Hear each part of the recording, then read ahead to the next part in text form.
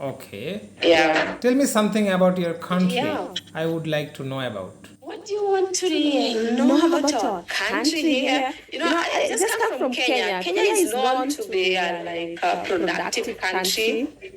As we do like agriculture, we have some tourist places you can visit.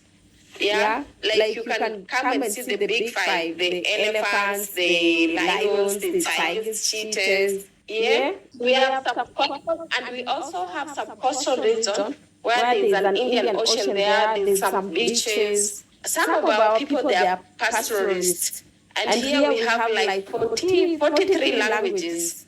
And our main language here, like national language, is Swahili. We speak Swahili and English. So, how many languages do you Yeah. speak? I speak my native language, like the one I come from my tribe. Then I speak Swahili, and I speak English.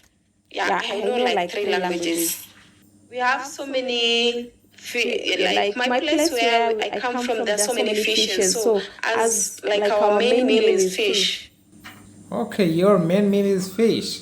Yeah, we take a lot of fish.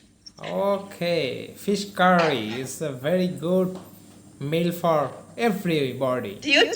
Yeah, do you take fish? Yeah, I love fish.